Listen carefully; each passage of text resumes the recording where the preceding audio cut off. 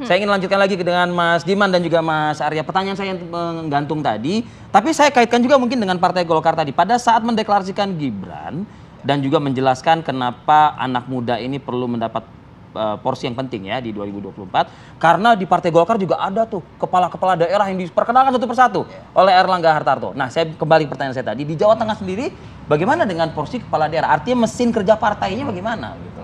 Mas Diman deh. Ya, saya kira kalau data yang sekarang tentu PDI Perjuangan pasti lebih banyak ya, mungkin lebih kuat mesin partainya di sana.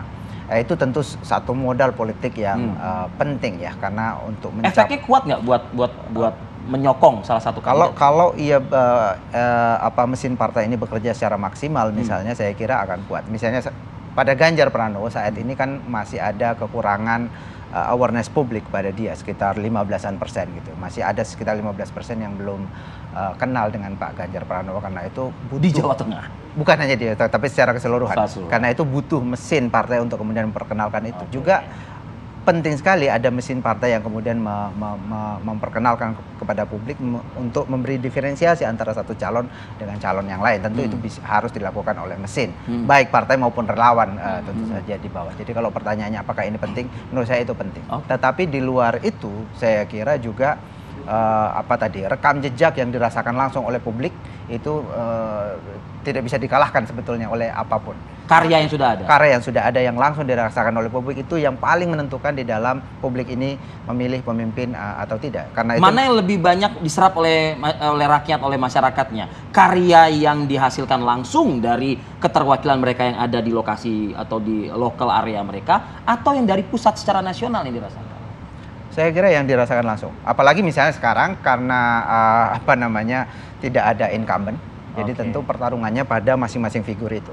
Itu yang akan, kalau kemudian orang ragu atau publik ragu terhadap mana di antara dua kandidat yang benar-benar dirasakan langsung, baru kemudian aspek-aspek lain di luar itu bekerja. Aspek identitas, misalnya aspek keturunan, aspek macam-macam yang tidak terkait langsung dengan kinerja. Oke, nanti mungkin boleh ditanggapi juga oleh Mas Arya mengenai mesin partai, kemudian juga geliat relawan, dan juga kalau melihat pemilih Jawa Tengah ini 53% kalau tidak salah Gen Z atau milenial. Apakah ini juga suaranya juga nanti akan ke Gibran? Kita akan bahas lagi di segmen berikutnya. Tetap bersama kami di Apa Kabar Indonesia Pagi. Kabar Indonesia Pagi, saya mau langsung ke Mas Arya menyambung pertanyaan yang tadi, mesin partai, kemudian geliat relawan, dan juga melihat cukup banyak ternyata milenial dan juga Gen Z pemilih di sana. Betul.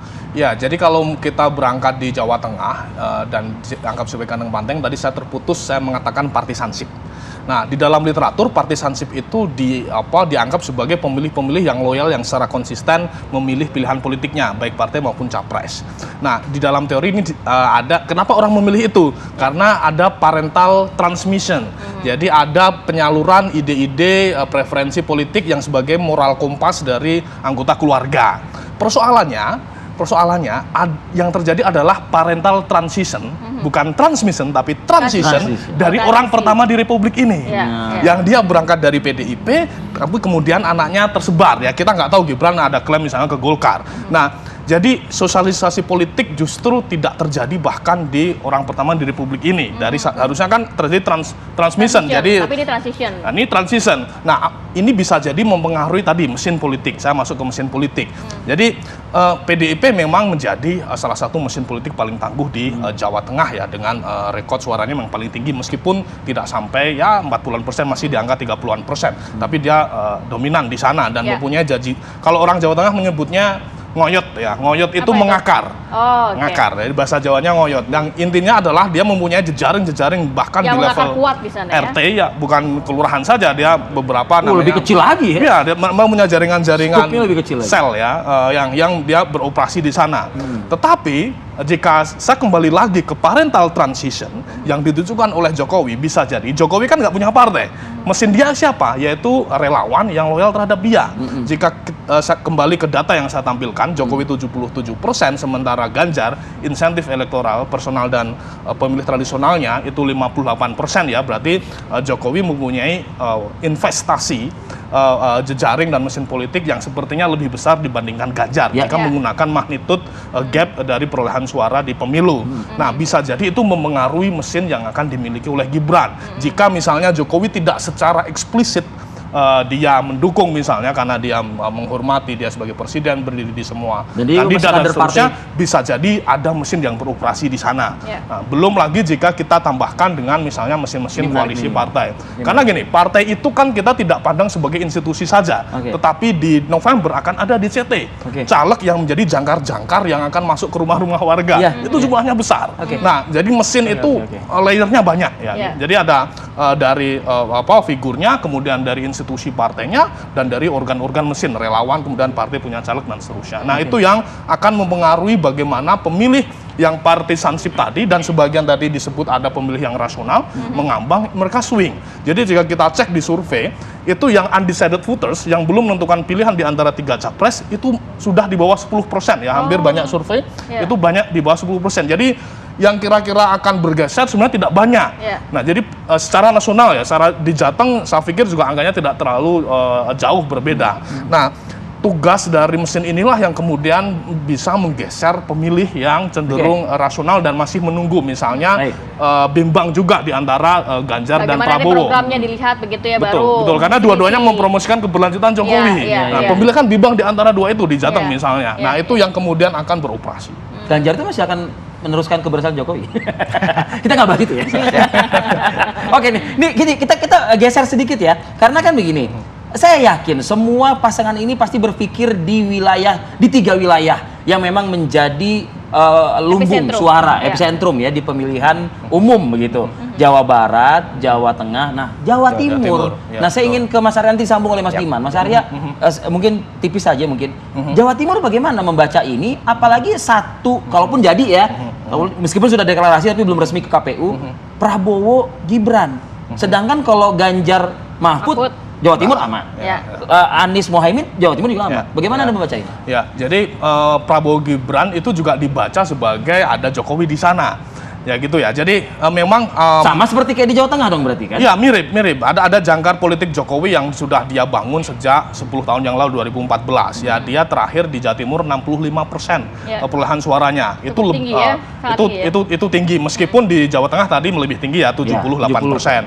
Nah, itu yang kemudian akan saya pikir akan beroperasi. Ya. Meskipun secara representasi sosiologis ya, representasi sosial, Mahfud dan Muhaimin lebih clear karena berangkat dari misalnya kelompok Ada santri dan dari keterwakilannya Nahdien lah, gitu. ya, secara Langsung elemen sosiologis. NU-nya ya. Ya, betul, secara sosiologis. Tetapi di dalam struktur sosial di Jatim, terutama di Tapal Kuda, itu relasi kiai dan santri itu kuat.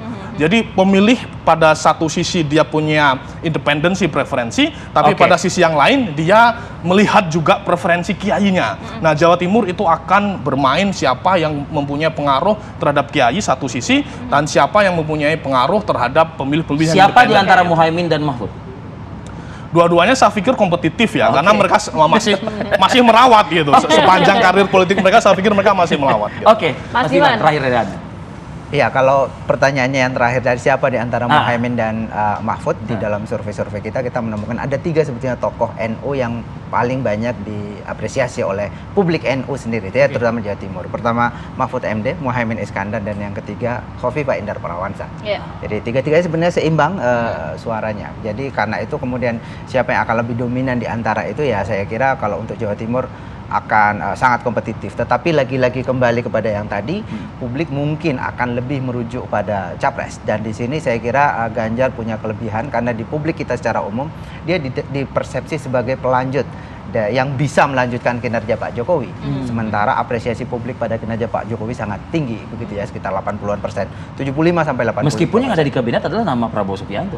Walaupun yang ada di kabinet adalah Prabowo Subianto, tapi publik melihat mungkin dia lihat bukan hanya Apa, sekedar ideologinya gitu? kedekatan, tapi juga mungkin ideologi atau memang karakter personalnya. sosoknya ya. Kalau kita lihat debat-debat atau Baik. penampilan publik Ganjar Pranowo, kan dia Ya. mengartikulasikan seperti artikulasi Betul. Joko Widodo Pak dalam Jokowi. membahas Mirror lah ya, orang lihatnya dalam mirror. membahas setiap kebijakan. Oke, baik. Saya tambah dikit, mungkin ada data di Jawa Timur yang. Jadi Tipis kalau saja, tipis. tipis saja. Jadi di kepemilih Nahdien kita survei di 1000 responden Jawa Timur itu terbelah antara Prabowo Prabowo dan Ganjar.